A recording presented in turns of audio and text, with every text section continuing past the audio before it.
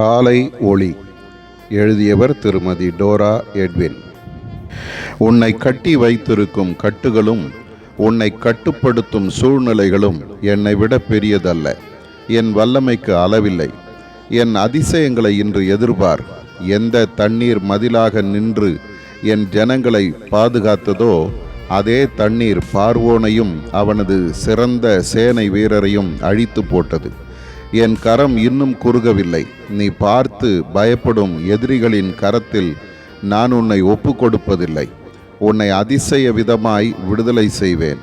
உன் பாரங்களை என் பாதத்தில் வைத்துவிடு. நானே உன் சுமை தாங்கி. என் அண்டை கிட்டி வா.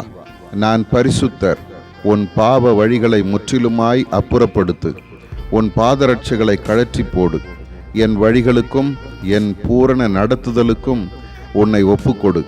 உன் சுய புத்தியின் மேல் சாயாதே. உன் வழிகளில் எல்லாம் நீ என்னையே நினைத்துக்கொள். அப்பொழுது உன் பாதைகள் தெளிவாகும். என் கரம் உனக்காய் உயர்ந்திருக்கிறது. அமர்ந்திருந்து நானே தேவன் என்று அறிந்து கொள். நான் சேனைகளின் கர்த்தர். உன் கண்களை என் மேல் பதித்துவிடு. என் வாக்குத்தத்தங்களை உறுதியாய் பிடித்துக்கொள். ஆதார வசனம்: நானே கர்த்தர், என்னை அல்லாமல் இரட்சகர் இல்லை. ஏசாயா 43:11.